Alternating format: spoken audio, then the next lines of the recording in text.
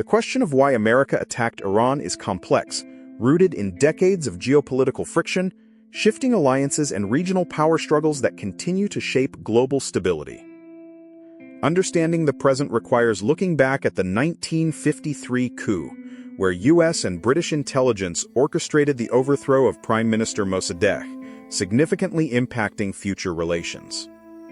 The ensuing reign of Shah Mohammad Reza Pahlavi, supported by the West, saw modernization but also increasing authoritarianism and resentment among a significant portion of the Iranian populace. The 1979 Islamic Revolution, led by Ayatollah Khomeini, fundamentally altered Iran's political trajectory, severing ties with the West and establishing a theocratic republic.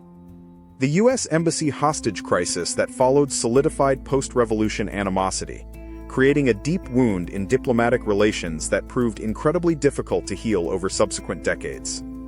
The Iran-Iraq War, from 1980 to 1988, with tacit United States support for Saddam Hussein, further entrenched regional animosities and drained both nations, exacerbating existing tensions. Iran's nuclear program emerged as a major point of contention, with accusations of weaponization prompting international sanctions and escalating fears of regional instability. Sweeping international sanctions crippled Iran's economy, impacting its people severely and fueling internal dissent, while also pushing the government towards more defiant stances. Control over oil resources and shipping lanes, particularly the Strait of Hormuz, has always been a critical factor, making any disruption a global economic concern.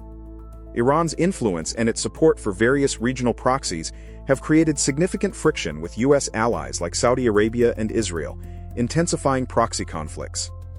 The Joint Comprehensive Plan of Action, JCPOA, an agreement to limit Iran's nuclear program, saw periods of fragile progress and eventual withdrawal, further polarizing the situation. The U.S. withdrawal from the JCPOA under the Trump administration signaled a shift towards a more confrontational policy, increasing pressure on the Iranian regime. A series of incidents, including attacks on oil tankers and drone shootdowns, raised tensions to a boiling point, bringing the two nations perilously close to direct conflict. The targeted killing of Iranian General Qasem Soleimani in a U.S. drone strike in Baghdad was a pivotal moment, triggering widespread outrage and retaliatory threats from Iran. In response, Iran launched missile strikes on U.S. bases in Iraq, demonstrating its capability and willingness to retaliate, but ultimately avoiding direct confrontation that could lead to war. Following these events, both sides engaged in heightened military readiness, with increased naval presence in the Persian Gulf and intensified surveillance operations. Internally, the Iranian government faced pressure from hardliners advocating for a strong response, while moderate factions sought de-escalation to alleviate economic suffering.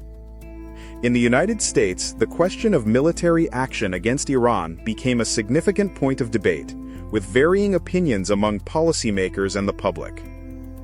The threat of conflict sent shockwaves through global markets, with oil prices spiking and investor confidence faltering due to potential disruptions in supply chains. Despite the heightened tensions, diplomatic channels remained open, with various international actors attempting to mediate and de-escalate the situation through quiet diplomacy. The conflict often plays out through proxies and regional alliances, making it difficult to attribute actions directly and increasing the risk of unintended escalation. Beyond physical confrontation, cyber warfare has become a significant tool, with both nations engaging in sophisticated attacks to disrupt infrastructure and gather intelligence. The sanctions and persistent instability have a profound humanitarian toll on the Iranian people, affecting access to medicine, food, and basic necessities. The battle for hearts and minds extends to information warfare, with propaganda and counter-propaganda shaping narratives both domestically and internationally. Global powers continuously reassess their strategic alliances, with countries like Russia and China playing increasingly significant roles in the complex regional dynamic. The ongoing debate revolves around the viability of a renewed nuclear deal versus a policy of maximum pressure, each with its own set of risks and potential outcomes. Beneath the surface, covert operations and intelligence gathering continue, with unseen actors influencing events and maintaining a constant state of low-level conflict. Public opinion in both countries plays a role, influencing political decisions and the willingness of governments to engage in prolonged or open conflict. Military planners on both sides continuously reassess threat assessments and strategic calculations, weighing the costs and benefits of every potential action. The path to a potential attack is not a single event, but a gradual escalation, a series of decisions made under immense pressure and miscalculation. The greatest danger lies in miscalculation. A minor incident could be misinterpreted, triggering an automatic response that spirals into a full-blown conflict. Conversely, dedicated de-escalation efforts, grounded in clear communication and mutual restraint, offer the only viable path to averting such a catastrophic outcome. Intelligence agencies on both sides provide assessments that inform decision-making, but these can be influenced by biases and incomplete information, increasing risk. A protracted conflict, even if limited, would destabilize the region further, impacting global energy supplies and leading to widespread humanitarian crises. The immense human and financial cost of any direct military engagement far outweighs any perceived strategic gains, making avoidance the paramount objective. The U.S. administration's approach to Iran has been a subject of intense debate, with differing philosophies on how best to achieve regional security. Despite external pressures, the Iranian people have demonstrated remarkable resilience, adapting to sanctions and maintaining a strong sense of national identity. The region is a complex chessboard, where every move by the US or Iran has ripple effects, influencing alliances and exacerbating existing rivalries. Iran's continued pursuit of its nuclear program, regardless of intentions, remains a significant concern for global non-proliferation efforts and regional stability. The fundamental ideological differences between the US and the Iranian regime have historically presented a significant barrier to reconciliation and normalized relations. The global dependence on oil, much of which passes through Iran's strategic waterways, makes any conflict there a matter of international economic consequence. The concept of preemptive strikes, while debated for its effectiveness, is a consideration in such volatile geopolitical environments where perceived threats are high. Reports of internal dissatisfaction within Iran, fueled by economic hardship and political restrictions, can sometimes be perceived by external powers as opportunities. Propaganda campaigns from both sides aim to shape international perception, often distorting facts and fueling mistrust between the populations. The Strait of Hormuz, a vital choke point for global energy transport, becomes a flashpoint where any Iranian action could have immediate global economic consequences. Pressure from U.S. allies in the region, such as Israel and Saudi Arabia, often pushes for a more robust stance against Iran, influencing American policy.